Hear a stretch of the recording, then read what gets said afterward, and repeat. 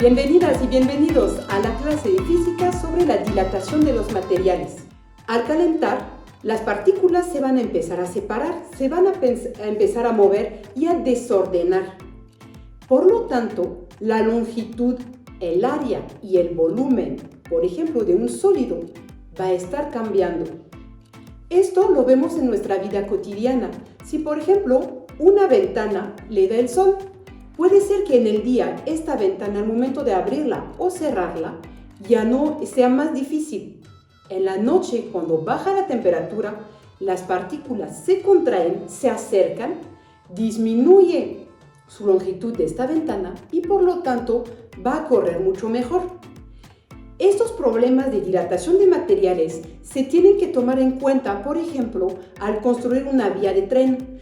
¿En qué medio va a estar? ¿A qué temperatura va a llegar de día, de noche? Para saber qué tanto se va a dilatar, se va a alargar el riel del tren. Y entonces se deja entre cada riel un espacio justamente para absorber estas diferencias de longitud. Por ejemplo, un avión. El avión llega en un país donde estamos a 50 grados Celsius, sube en altura donde hace menos 10, menos 15 grados y entonces todo el metal de la carcasa del avión se contrae y se dilata. Cada material se dilata de forma diferente dependiendo de sus moléculas y de sus propiedades. Los metales son los que más se dilatan por lo mismo que conducen el calor. Veamos la fórmula. La fórmula del cambio o incremento de longitud es la siguiente. El cambio de longitud, esta letra delta, la letra griega, nos indica cambio de. Es igual a la longitud inicial del sólido multiplicado por el coeficiente de dilatación de longitud multiplicado por el cambio de temperatura, o sea, temperatura final menos temperatura inicial. La longitud tiene que ser en metros, la temperatura en grados Celsius. El coeficiente de dilatación viene en tablas con su valor. Cada sustancia tiene su valor diferente. Si, por ejemplo, el problema nos dice, en una tubería de hierro de 300 metros circula agua que puede estar entre 20 grados y 100 grados. Nos va a permitir pasar vapor. El vapor llega a los 100 grados.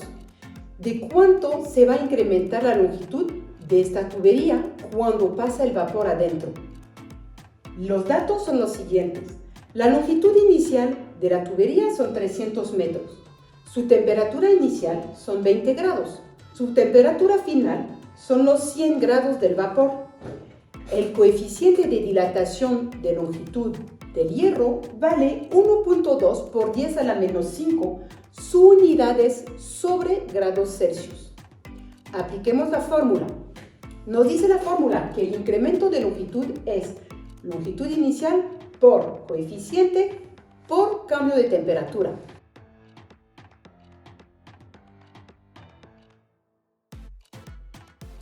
Lo ponemos en la calculadora así directo con los paréntesis para el cálculo de la diferencia de temperatura y nos da un resultado de 0.288 metros.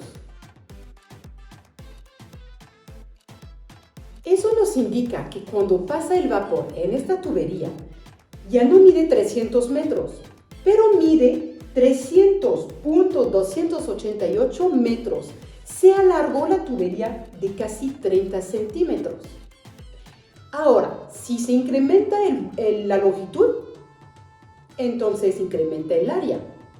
La fórmula para calcular el incremento de área es la siguiente.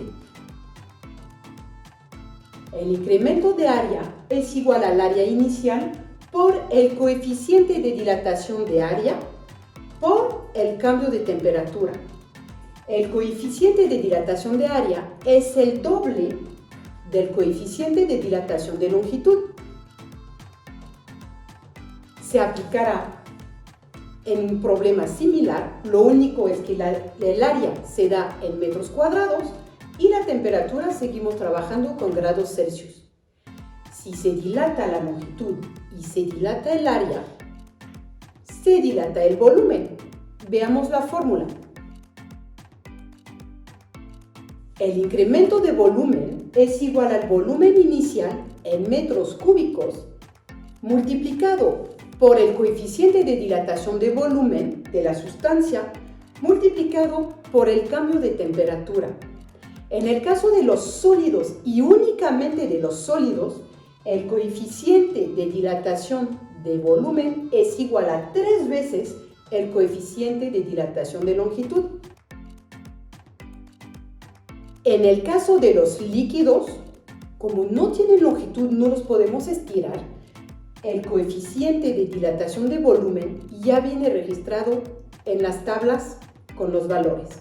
Pero si yo tengo un recipiente y lo lleno al ras con un líquido y lo caliento, ¿qué va a pasar? El sólido, al recibir calor, al aumentar su temperatura, se empieza a dilatar. El líquido, al recibir calor, al tener un cambio de temperatura, se va a dilatar también. El riesgo es que se empiece a derramar el líquido, porque el líquido se dilata más rápido que un sólido, por lo mismo que sus partículas ya están más desordenadas. El volumen del líquido derramado se va a calcular con la fórmula que aparece aquí abajo. Es igual al cambio de volumen del líquido menos el cambio de volumen del sólido. Vamos a ver un ejemplo para que más o menos vean cómo vienen los problemas. El problema sería el siguiente. Un vaso de vidrio de 50 mililitros o 50 centímetros cúbicos se encuentra llenado al ras con alcohol. La temperatura inicial es de 20 grados y se van a calentar hasta alcanzar una temperatura de 60 grados. Calcular el volumen derramado. Los datos son los siguientes. El volumen inicial es 50 centímetros cúbicos. Es el mismo volumen para el recipiente que para el líquido que contiene, ya que está lleno al ras. Este volumen lo tengo que pasar a metros cúbicos. Nos da 5 por 10 a la menos 5 metros cúbicos. La temperatura ya está bien, puedo calcular el cambio de temperatura, me va a dar 40. Y chequeen las tablas, el coeficiente de dilatación de longitud del vidrio vale 0.3 por 10 a la menos 5 sobre Celsius y el coeficiente de dilatación de volumen del alcohol vale 11 por 10 a la menos 4 sobre grados Celsius. Apliquemos la fórmula. Volumen derramado es el cambio de volumen del líquido.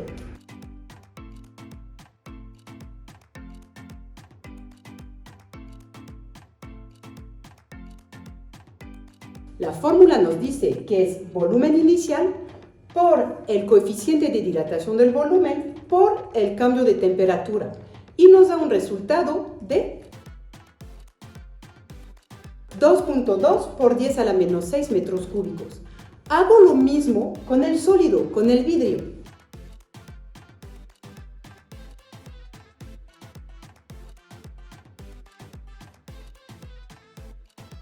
En el caso del sólido nos da un resultado de 1.8 por 10 a la menos 8 metros cúbicos.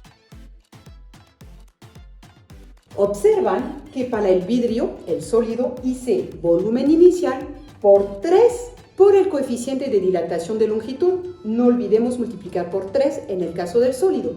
Para calcular el volumen derramado, me falta solamente restar 2.2 por 10 a la menos 6 menos 1.8 por 10 a la menos 8.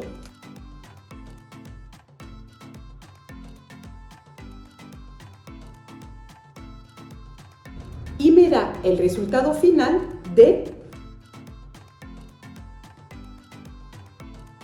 2.182 por 10 a la menos 6 metros cúbicos. Son más o menos unos entre 2 y 3 mililitros de alcohol que se van a ir derramando.